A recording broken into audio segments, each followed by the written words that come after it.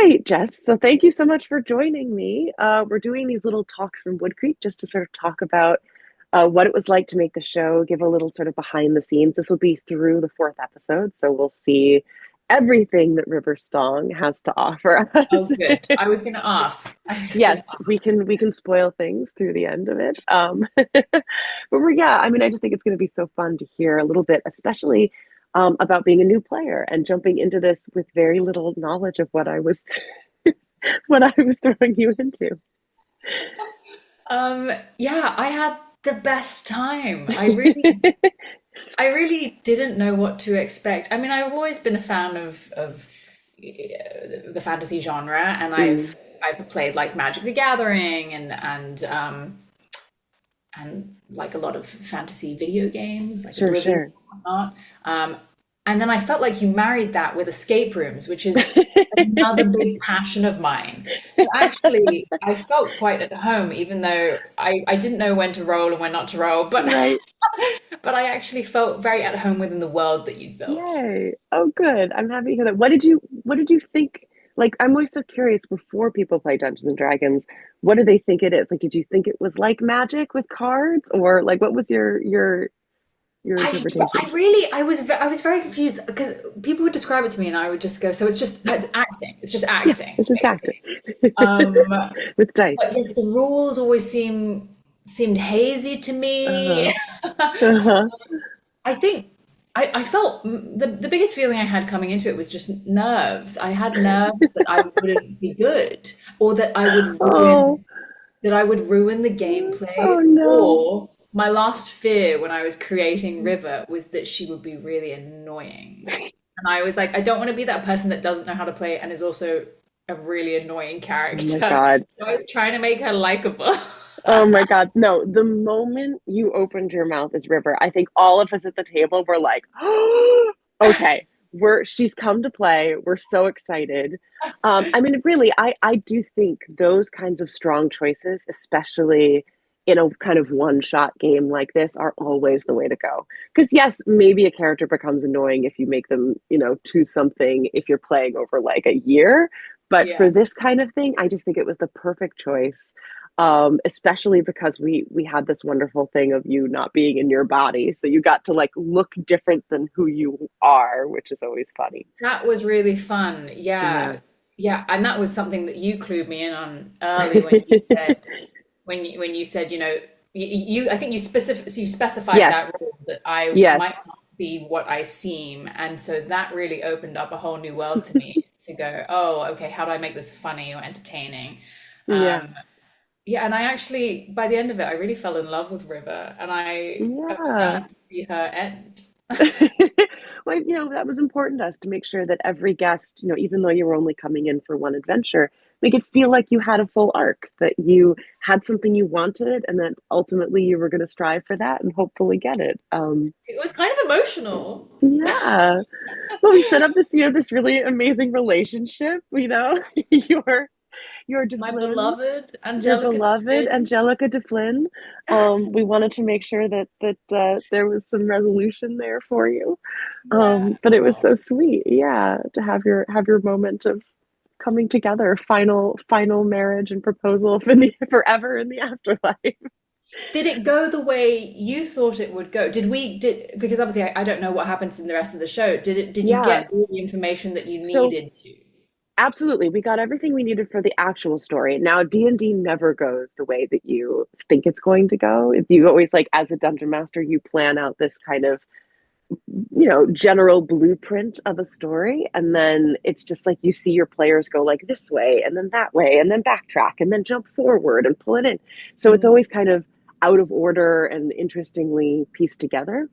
mm. Um, but like I had always imagined like maybe there'd be a proposal at that last moment. We've given you a ring, we've given you a beautiful girl, and like, but it also like doesn't have to, right? Like that's the beauty of the moment, is that it's not up to me, right? Like it's up to you, it's up to the players, and ultimately what happens in that last, what happens in every moment is right, because you're the one doing it and making those decisions. And that's why I always tell people, like, you can't play this game wrong. So, you have that worry of like, am I going to ruin the game? But you can't because it's your game. Um, so yeah, Oh, I don't know. I fell in love with River so quickly, and I think so did the rest of the table, and so has now the world watching it. Um, I'm curious about, so then the escape room. You say you're an escape room fan as well, so throwing you into this old village at night with all of our funny little puzzles and things like that. Is there anything that stood out to you that was particularly like, oh my God? I think my mind was most blown. I loved Pioneer Town Hmm. was amazing, first off. Amazing, right? My God. Yeah, incredible. And I loved getting to run around in the house and see the different rooms. But the bit which I loved the most was coming back to see. Right. So this is coming out after Yeah, episode. you can say, yeah. Coming back to see the cemetery. Yes. That really tickled me. I don't know. It was so tactile, and they were miniature little graves and little Yeah, tiny shovels, and it was I just so know. cute, but also really fascinating because we were. I wonder how much is in the edit of us trying to puzzle out the fastest way How to play Guess Who? Yeah. how to play Guess Who with these graves. And I feel like it was pure luck that we figured it out. Oh Like, my God. No, you did so. I mean, part of it was, when you build a puzzle, like a Guess Who puzzle, you're trying to figure out, you don't want them to be able to get it in one. You don't want them to be able to get it two. You want it to be possible in three or four. Like that's a good puzzle.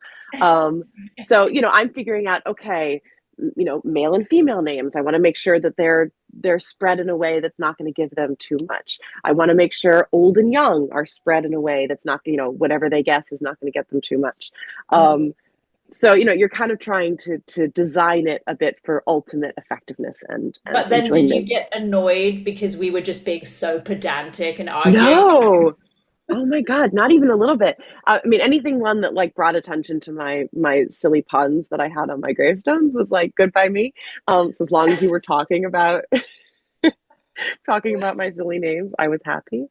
But yeah, that was one of, I think, the surprises that Ed and I were most excited about because we knew that you were going to be playing on top of one of our favorite puzzles for the majority of the game. And then suddenly there would be this reveal of this cool little grave cemetery that was set Yeah, up in like there the little whole mini time. games within the game, which is Yeah. so fun and accessible and Yeah. just really blew me away, honestly. Honestly, I was We so were impressed.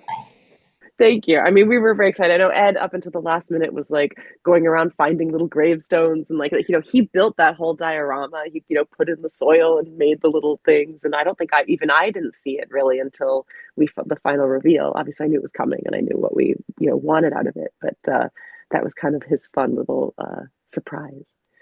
I Uh, think the moment I knew, oh, I'm in something incredible yeah. was when you got up and you got the chalk, Yes. started drawing the map and on the table, and I just went, oh, okay, we just took it to a new level. Right. Well, was so with that, it was one of your episode where it starts is one of the most sort of traditional D&D up front. We have the lore drop of all this information that they've learned. We play, traditional investigative combat D&D at the table. So that was part of within the editing of it, also trying to figure out, is it okay that we're just at the table for most of that first episode? We wanted to make sure we got upstairs for a little bit. And that was exactly what we thought we really leaned into this idea of how can we show people at home and who have either played or never played before that this can be played anyway, right? It doesn't have to be minis. It doesn't have to be battle maps. It doesn't have to be even at a table. Our first two episodes, we sat them at school desks. Mm. That you can mix this up however you want. And so that was the one thing is going, okay, one thing that'll feel sacrilegious is if I go grab a piece of charcoal and draw on the table. Um, so we Good. really wanted to hide it so that you all were like, oh my God, she's drawing on the table. It was Um, really great. Yeah. Oh, yeah. And just be surprising that way and let dungeon masters at home who are writing their own adventures be like, this is a really simple trick you could use. Just, have your table ready to go with maybe some, parchment paper on it or you've you know, kind definitely inspired dungeon masters across the world. Even when I was getting ready to come yeah. onto the episode, I asked some of my friends, who play Dungeons and Dragons. One of Oh whom yeah. actually said that he's played with you, Jake Oh my Stormo. God. Oh my God. Incredible. Um, yeah, and without fail, anytime anyone asks me, "Oh, who's the dungeon master?" and I said your name, everyone will go, "Oh, you're fine. You're gonna be fine. Stop freaking out." Well, that's the fun. I mean, I hope most dungeon masters should bring that to their game. It should bring a sense of like safety and like come to play kind of situation, you know. Yeah. So you have some friends who play. Would you play again? Is it something that's like tickled you? I would, but I feel like I've been so spoiled by this experience that I actually do feel like I need to go play a traditional game of Yeah. Dungeons and Dragons now, so I Yeah. can see how much was you versus how much is the game. Right. But yeah, I definitely would. It's really fun, and I could see myself really getting into the long form storytelling, the sort of the Yes. campaign over however many Yes. weeks or months. Well, Um, especially if you're a fan of fantasy and that kind of world. I mean, this is you just get to play in, yeah, you know, a Tolkien space in a George R. yeah. R. Martin space. Yeah. I don't know if I would pick The Alchemist again. Okay. I love alchemy. Yeah. It just really gets me. But I felt that it was not the strongest character type I could have gone for. Well, Um, I think it's one of those things though where it's like it depends on what your, you know, end goal is, right? Like if you want to play like a really helpful member of combat, then mm. like great, go with a tank, go with a fight or something like that. But at the end of the day, like the alchemist I thought ended up being really helpful just in like I had some good healing you had moments. That was really good nice. healing moments. I think, you know, like shooting people with healing darts is like a really fun, unique way to do that. That is hilarious. And again, like if you want to turn, you know, trying to show people that this game, it's really just a skin, right? You just sort of reskin it with whatever is fun. You reflavor it. No one, you know, there is no healing with darts, you know, in our game, but because we wanted to do that with your alchemist and this idea that she had potions and concoctions that she had created and was just going to like fire them off, you know, it's just a different way to do a spellcaster, which is always fun to mix it up. But Oh, yeah, would you want to be a tank next time? Would you want to be like a fighting machine? gosh, I don't know. I really need, there's so many, when I was researching it, there are so many different Yeah. character types that I think I need to see more of them in action. Mm. Um, yeah, I don't know. I don't know. Because then Well, yeah. watching the boys, I was like, oh, would I want to be a tank? I don't know.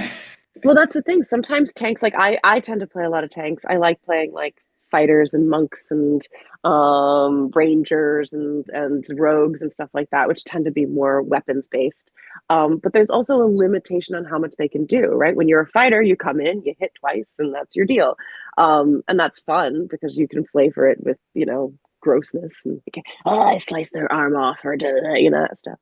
But I always sort of wish I was a little bit more proficient in the spellcasting classes and be able to have that variety of stuff to do because you see really good players who do spellcasters know how to use their spells in much more sort of creative, out of the box ways.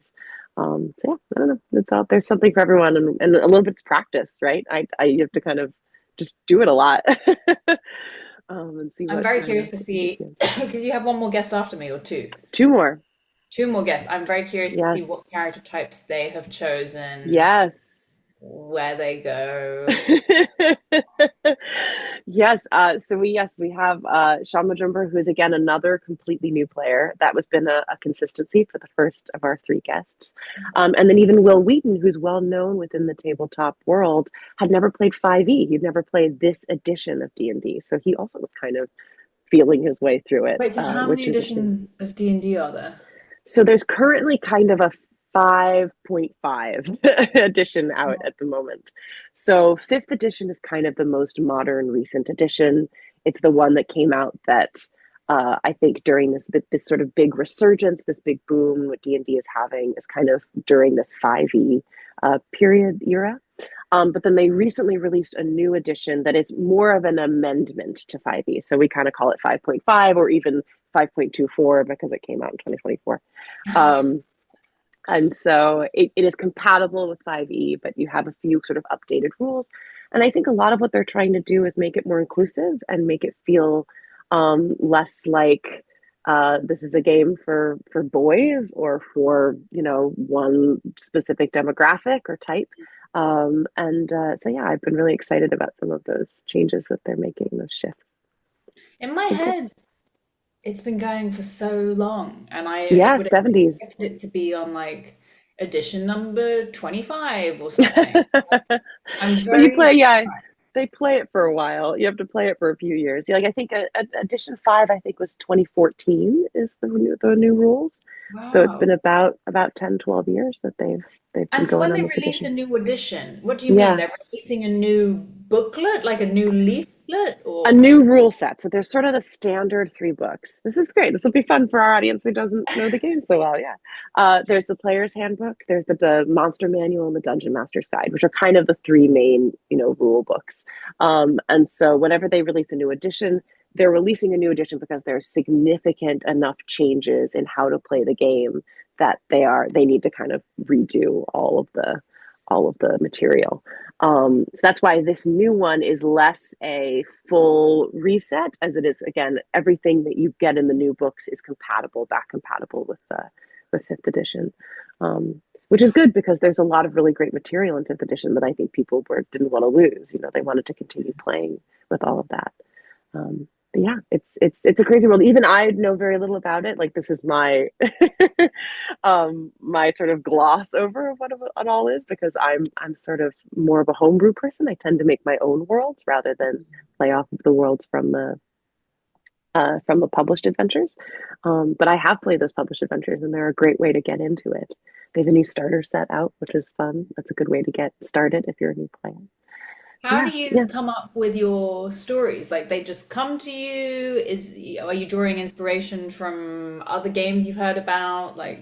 Yeah, no, I always kind of go from like what are my favorite stories and my favorite genres and things to play in, right? Like I'm an adventure person. I'm not a fantasy person. So sometimes I think that's why I don't gravitate towards the Mm, published material because that's very high fantasy.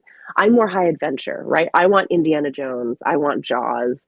mm, I like horror, but particularly I like grounded, like nature horror. So folk horror is kind of what I would call it. So hags and witches and trolls and creatures living in the woods kind of stuff, rather oh, than like there's a psychopath in your basement that's going to torture you.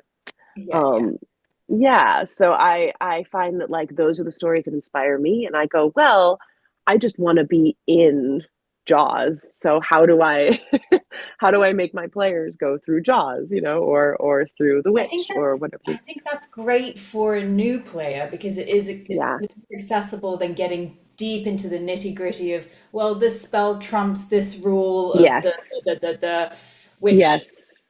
I would love if, as a fantasy fan, I would love, but Right. have no knowledge of it, I would have been totally out of it. Yeah. Yeah, you can get bogged down sometimes in the lore of some of these worlds. I mean, like I said, I am the last person to ask about lore when it comes to D&D. I just don't know very much of it. But there are people who love that world. It is a second history that they are aware of, you know, just like Game of Thrones would do for you. But for me, I do like for new players, I think placing it in a world that feels similar to ours Mm. it's just an easy way to get some access. Leaning on some of those tropes that we're all familiar with so that you can kind of immediately know what kind of story you're in and what kind of place you're in. I think is helpful. Just removes one layer of what's the word I want? Barrier. It removes one barrier for entry, which is what we're trying Right. to do. We just want everyone to play D&D at least Oh, once. so cute. Yeah. Well, we had the best time. I'm curious, this sort of the LARPing adventure. This was my first attempt at like creating a LARP, like a live action role play, which was that standing on those carpet tiles in that other room, running around the Oh, field great. and kind of surprising you. Yeah, it was it interesting to be like standing up and playing D&D. Yes, totally, totally. I mean, I love that first half, but that's where it started to get into the feel of more of an escape room. Yeah. I loved getting up, and it brought us so much energy because I think it was like 2 a.m. at this stage when we were I filming. mean, it might have been. I don't know if it was quite that late, but around midnight, probably. Yeah, I think like yeah. 11 midnight. I Yeah. remember being really tired. I had flown in, and so I Yeah. remember being very Yeah. tired. Yeah. And I felt reinvigorated by the stand-up section of the game. I wish I had like worn a costume. I wish I'd got even more into the LARPing aspect of it. Yeah. I think that would have been really fun. Yeah. And maybe we'll do that next time. I know that, I've always kind of leaned into staying in your street clothes just because there's that reminder that we're players. Yeah, And that I think I said to everyone before everyone, I was like, bring your character, but bring yourself too. Like, it's okay for just you, Jess, or you, Kelly, to just be delighted and excited by what's happening. And so we wanted to make sure that it didn't feel like if you were in a full costume and then suddenly Jess Henwick comes out, that there wasn't a disconnect there in that yeah. sense. But yeah, I mean, there's certainly room for like another iteration of this that is like full on immersion, never break character, full costume, full set. Season two? I, we'll see. I don't know. Ed and I are already cooking up some ideas. Um, Wow. yeah, we'll see. We have Would to it see if we can get be it funded, but yeah. would it be in Woodcreek again, a continuation of the story, or you think it would be Um, yes and no. So our current ideas are that it will be tangentially related. So there will definitely be a thread that ties through, but we did really want to complete this story, right? We didn't want to end on a cliffhanger for this particular, set of characters in this story. Um, but definitely, the evil has a way of getting its fingernails into things. And so we would pick another site specific location that we think is really cool and fun that might give us a lot of opportunity. But yeah, kind of get some new characters in there, which means you could come back as somebody else if you wanted to come play with us again. yes, yes. I would totally come back as someone else. Oh, I'd have to think what character. Well, you'll have some time if you want to think about what class you might want to play this time Maybe. around. Oh, she doesn't even. River doesn't even have any descendants. No, no actual descendants for River.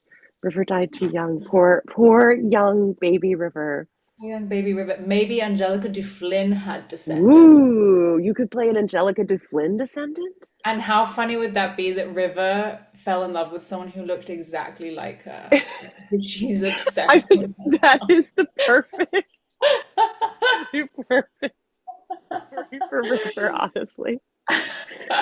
And what's amazing is you could be completely different from River. It would be that wonderful kind of like, or That from odd Angelica pairing slash of River. like Yeah, that they were that'd be together. amazing. Oh my God, that's great.